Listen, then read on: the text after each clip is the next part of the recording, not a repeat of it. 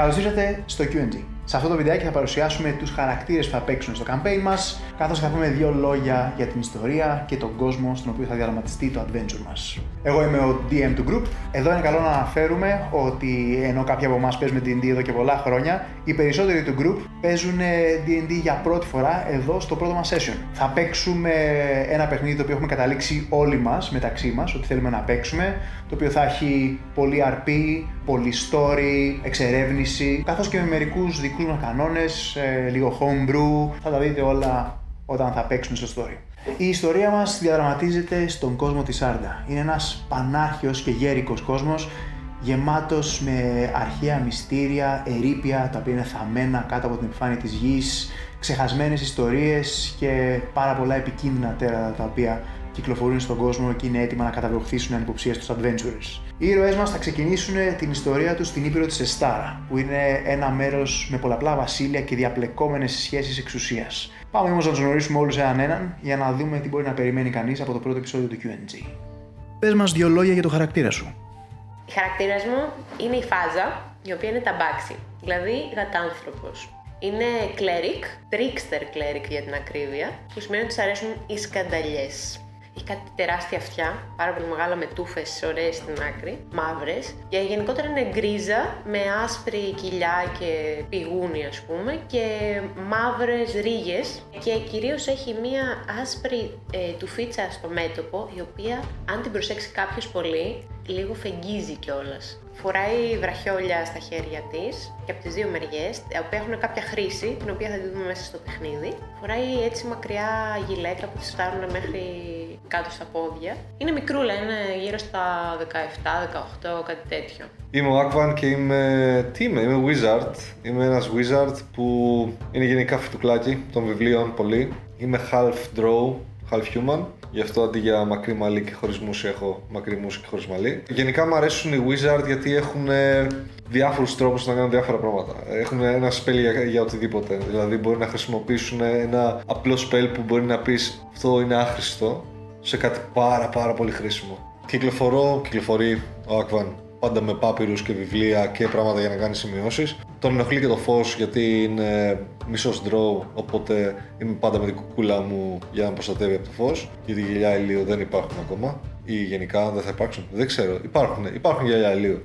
Ο χαρακτήρας που παίζω είναι ο Έσος, είναι ένα tiefling ψηλό, αρκετά ψηλό 2 μέτρα. Είναι warlock, έχει έτσι μια μεγάλη ουρά, 2 κέρατα, εκ των οποίων το ένα λείπει. Του το σπάσανε.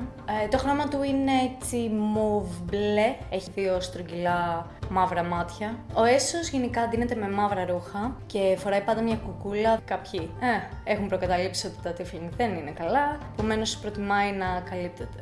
Ο χαρακτήρας μου είναι ένας ψηλός, δεντρόμορφος τύπος, λέγομαι Σεντάρης. Θα μπορούσες να πεις ότι σου θυμίζω λίγο δέντρο, αλλά όχι ακριβώς και λίγο elf. Έχω μοβ μαλλιά και εδώ βγαίνουν κάτι ρίζες.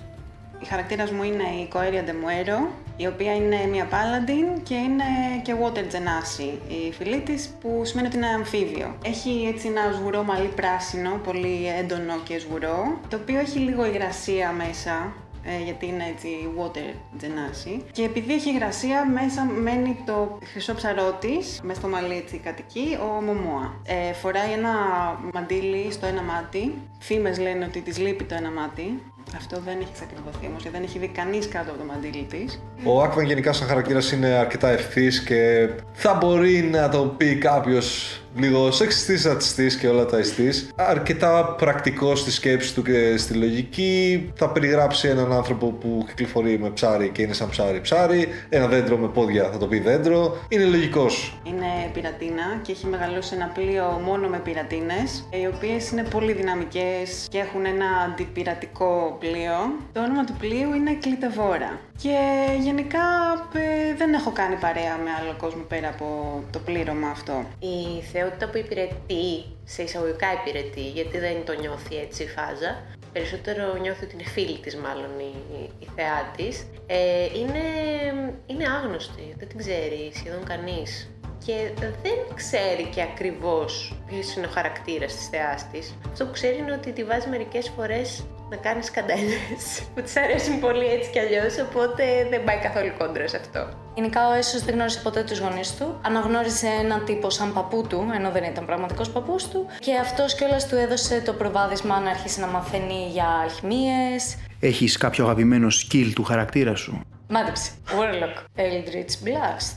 Simple. Προφανώς να πειράζω άλλους. Θα μπορούσες να πεις ότι είναι αυτό που μεταμορφώνομαι σε αρκούδα, βγάζω το πνεύμα, αλλά δεν ξέρω. Και κάτι... Μη.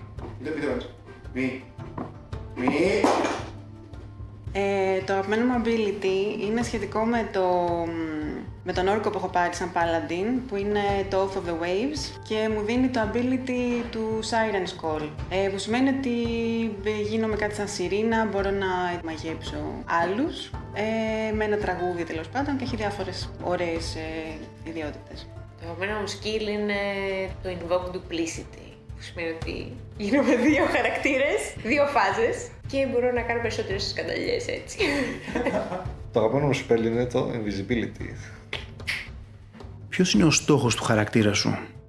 Ο σκοπός της φάζα είναι κάποια στιγμή, αφού πάρει πολύ γνώση και καινούριες εμπειρίες και ωραίες ιστορίες, να γυρίσει πλέον μεγάλη στο χωριό της και να πει όλες αυτές τις ιστορίες στα παιδάκια του χωριού, πώς έκανε και αυτή και άκουγε τις ιστορίες από τους adventurers που ερχόντουσαν στο χωριό της και την ενέπνεαν για να γίνει και αυτή κάποια στιγμή adventurer. Η Κοέρια θέλει να γνωρίσει τον πατέρα της, ο οποίος ήταν ένας μεγάλος άρχοντας του βασιλείου της θάλασσας, ο οποίος ξελόγιασε τη μητέρα της παίρνοντας human form και διάφορα άλλα, αλλά δεν τον έχει γνωρίσει γιατί εξαφανίστηκε μετά από το ξελόγιασμα.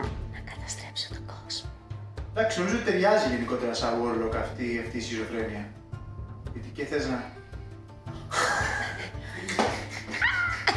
Ο στόχος μου είναι να γνωρίσω πολλούς ανθρώπους και να... ανθρώπους. Ξέρεις τα ανθρώπους, λέει. Μπορεί να είναι και τεράκι. Μας χαλάει. Γνωριμίες ήταν αυτές. Αυτό. Νομίζω να γνωρίσω πολλούς και να συλλέξω εμπειρίες και γνώσεις. Ο Έσος γενικά, επειδή στο παρελθόν του είχε κάποιες άσχημες καταστάσεις, κύριος στόχος του είναι να μπορέσει να ξεφύγει από αυτές, να βρει, ας το πούμε, κάποια λύτρωση. Η Κοέρια θέλει να βρει το πλοίο της και το πλήρωμα του πλοίου της, γιατί είχε γίνει ένα σκηνικό μετά το οποίο χάθηκε με όλο το κρου, έχασε τη μητέρα της και πολλά άλλα στενάχωρα πράγματα. Ο σκοπός μου είναι να μάθω τα πάντα και να γίνω Archmage. Αλλά όχι με την έννοια του απλού Archmage, ενώ κυριολεκτικά να ξέρω τα πάντα. Με τηλεοπαθή σου σκοπούς σου. Αυτό ήταν το crew λοιπόν. Ελπίζω να σας άρεσε τα συμπεράσματα δικά σας και ελπίζω να διασκεδάσετε αυτό το οποίο πάμε να κάνουμε, το οποίο είναι και λίγο παράξενο για όλους εμάς, να καθόμαστε και να μιλάμε μπροστά από μια κάμερα.